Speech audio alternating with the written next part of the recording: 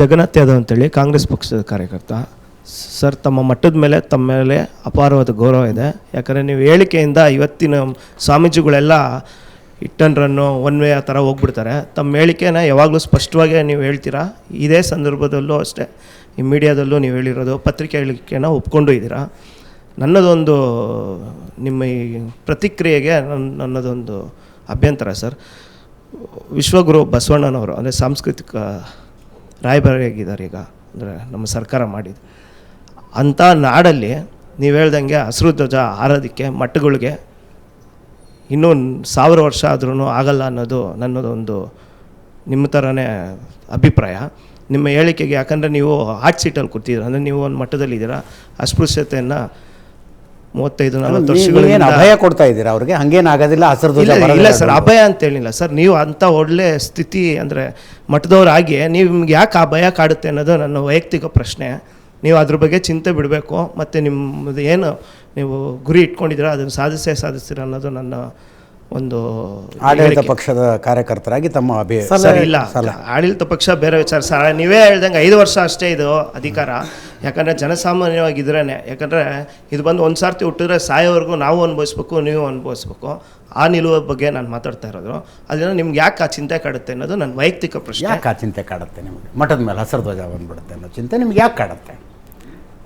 ಚಿಂತೆ ನನ್ನೊಬ್ಬನಿಗೆ ಕಾಡ್ತಿರೋಂಥದ್ದಲ್ಲ, ಇಡೀ ದೇಶಕ್ಕೆ ಆ ಚಿಂತೆ ಇದೆ. ಮಾತಾಡ್ಬಿಡಿ. ಎಸ್, ಕೇರಳದಲ್ಲಿ ವ್ಯಾಪಾರಕ್ಕೋಸ್ಕರ ಬಂದಿಂಥವ್ರು ಎಷ್ಟು ಜನ, ಇವತ್ತು ಎಷ್ಟು ಕೋಟಿ?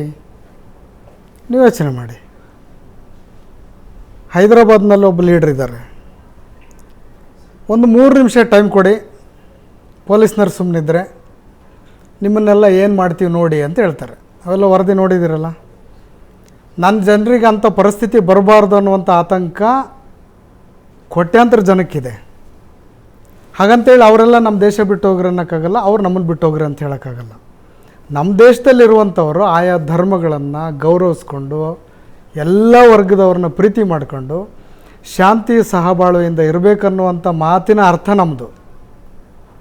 ಒಂದು ಧರ್ಮ ಇನ್ನೊಂದು ಧರ್ಮದ ಮೇಲೆ ದಬ್ಬಾಳಿಕೆ ಪ್ರಾಬಲ್ಯ ತೋರಿಸಬಾರ್ದು ಅನ್ನೋಂಥದ್ದು ನಿಖರವಾಗಿ ನಮ್ಮ ಸ್ಪಷ್ಟತೆ ಇದೆ. ಆ ವಿಚಾರದಲ್ಲಿ ನನಗೂ ಭಯ ಇಲ್ಲ, ನಿಮಗೂ ಭಯ ಇಲ್ಲ ಅಂತ ನಾನು ಅಂದ್ಕೊಂಡಿದ್ದೀನಿ. ಆದರೆ ಕೆಲವು ಕಡೆ ಭಯ ನಿರ್ಮಾಣ ಆಗುವಂಥ ವಾತಾವರಣ ಇವತ್ತು ಇದೆಯಲ್ಲ. ನೀವು ಕೇರಳದಲ್ಲಿ ಹೋಗಿ ಕಣ್ಣೂರು ರೈಲ್ವೆ ಸ್ಟೇಷನಲ್ಲಿ ಕಾವಿ ಬಟ್ಟೆ ಹಾಕ್ಯಂದು 2 ದಿನ ಅಡ್ಡಾಡ್ರಿ. ಕಣ್ಣೂರು ಜಿಲ್ಲೆಯಲ್ಲಿರೋಂಥ ದೇವಸ್ಥಾನಗಳ ಮೇಲೆ ಕೇಸರಿ ಧ್ವಜ ಹಾರಿಸಿ ಬೆಳಗಿನ ಜಾವ ಬಂದು ನಿಮ್ಮ ಅರ್ಚಕರ ಪರಿಸ್ಥಿತಿ ಏನಾಗಿರುತ್ತೆ ಅನ್ನೋವಂಥದ್ದನ್ನು ನೀವು ವಾಸ್ತವಾಂಶ ಪರಿಸ್ಥಿತಿ ತಿಳ್ಕೊಳ್ಳಿ. ನೀವು ಕರ್ನಾಟಕದಲ್ಲಿ ಒಳ್ಳೆ ವಾತಾವರಣದಲ್ಲಿದ್ದೀರಿ, ಪಶ್ಚಿಮ ಬಂಗಾಳದ ಬಾರ್ಡ್ರ್ನಲ್ಲಿ ನೋಡಿ ಆ ಪರಿಸ್ಥಿತಿ ಬೇರೆಯೇ ಇದೆ. ನಾನು ಅವ್ರನ್ನ ಒಂದು ಧರ್ಮನ ನಾನೇನೋ ಟೀಕೆ ಮಾಡ್ತಿಲ್ಲ.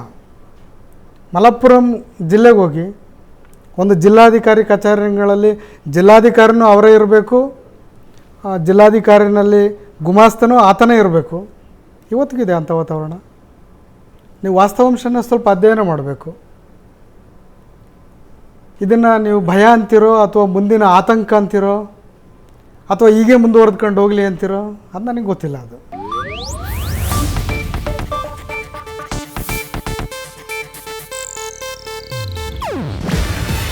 ಇದು ಏಷ್ಯಾನೆಟ್ ನ್ಯೂಸ್ ನೆಟ್ವರ್ಕ್ ಪ್ರಸ್ತುತಿ. ನೀವು ನೋಡ್ತಿದ್ದೀರಾ ಏಷ್ಯಾನೆಟ್ ಸುವರ್ಣ ನ್ಯೂಸ್.